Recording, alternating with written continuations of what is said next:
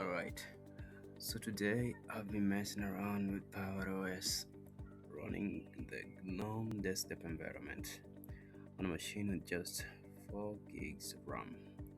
And honestly, this is one of those setups where you don't really know what to expect going in because GNOME and low RAM don't always have the best reputation together. But yeah, I've been using this for a bit now, opening random stuff, switching between apps, just kind of using it the way you would normally. And first impression, mm, it's actually not as bad as I thought it would be. Like right now, just moving around the desktop, opening the overview, switching windows, it feels fairly smooth. Not perfect, but definitely usable.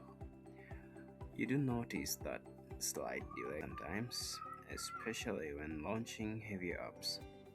There's like this tiny pause where the system is clearly thinking, but it doesn't completely fall apart. And that is kind of surprising because GNOME itself is pretty heavy compared to something like XFCE or LXQT. So, seeing it behave like this on a 4 GB RAM is actually kind of impressive. Now, if we talk about RAM usage, that's where things get interesting. Just sitting idle, GNOME already takes up a decent chunk of memory. You're not starting from zero here, so right out of the gate, you already used a good portion of that 4 GB, which means multitasking is where things can get a bit tight. Like if you open a browser with a few tabs, maybe a terminal, maybe a file manager, you'll start to feel it. It's not like it crashes or anything, but you can tell the system is juggling resources pretty hard. Sometimes switching between apps takes a second longer than you'd expect. Occasionally, there's a small stutter, especially when animations kick in. But again, it's not unusable, and I think that is the key takeaway so far. It's not fast, but it's surprisingly stable. Now, visually, normal the Parrot OS actually looks clean. The eye candy you're probably looking for. Everything feels modern. It's clean. It's not something you would compare to Windows 11 UI interface or macOS. In fact, you can customize everything to your own liking with a few extensions or just the settings tweaks within the GNOME desktop environment. You can get exactly what you're looking for.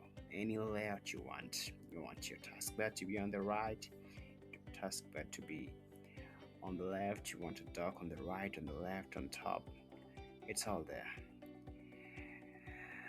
The animations are nice, the layout is intuitive, and honestly, it feels like a premium desktop experience even on this hardware, which is kind of wild when you think about it.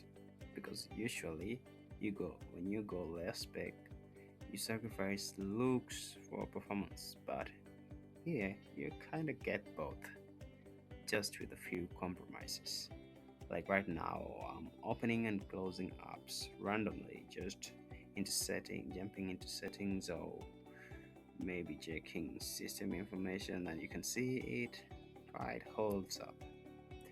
There are moments where it slows down a bit, especially if something heavy loads in the background, but it recovers pretty quickly, and that is important because a system that lags and struggles to recover feels way worse than one that just has occasional slow moments.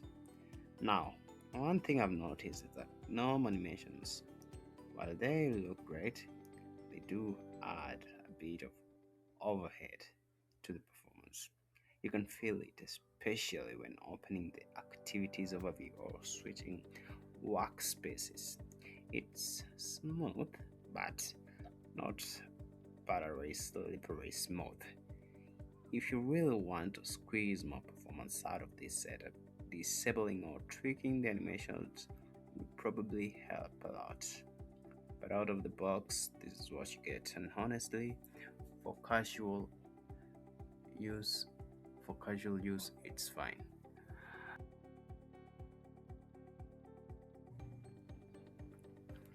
Like if your workflow is light, browsing, some coding, maybe watching videos, this setup can handle it.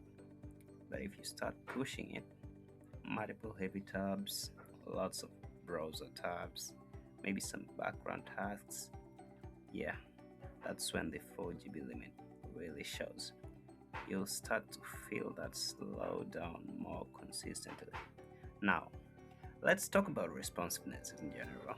Clicking around the UI feels mostly responsive. Menus open quickly, settings load fine. It's not sluggish in a frustrating way. It's more like occasionally delayed. And once you get used to that rhythm, it's actually pretty manageable. You'll start feeling it as fast somehow. Also, something I didn't expect, stability is actually solid. No crashes so far, no weird freezes. It just keeps going. Even when it slows down, it doesn't break. And that's a big plus. Because I'd take a slightly slower but stable over fast but unpredictable day. Now, while I'm just moving around here, opening random stuff, you can kind of see the pattern. Light actions, smooth. Heavy actions, slight pause, then smooth again. It's like the system is constantly balancing performance, trying to keep everything running within that limited RAM. And it quite does a decent job. Now, I would recommend GNOME on 4 GB RAM. Not really, but that depends. If you really like GNOME and you don't want to switch to something lighter, then yeah, this is usable.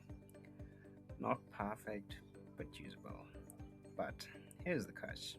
If you really want to go full in, maybe try upgrading your system.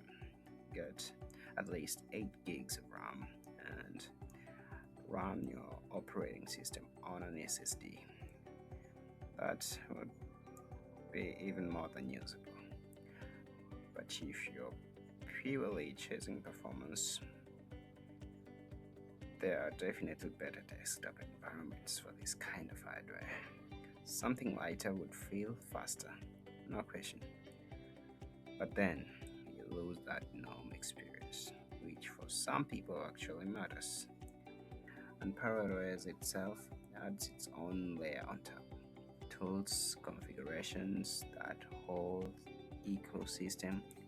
So it's kind of a trade. Performance versus experience. And here I'd say the balance is actually not bad. For 4 GB RAM, this is better than expected. Not amazing, not terrible, just surprisingly okay.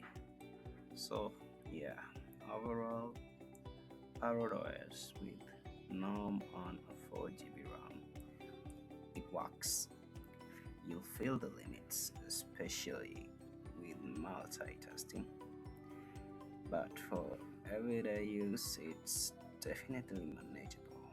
And honestly, I came in expecting to struggle way more than this, but it didn't. And that alone is kind of impressive. Yeah, so that's pretty much my experience with Parrot OS on GNOME with 4 gigs RAM. Not perfect, but definitely manageable. Better than I expected. If you enjoyed the video, drop a like, it really helps out. And if you're into this kind of content, just real world testing, no fluff, consider subscribing. Thank you, and I'll catch you in the next one.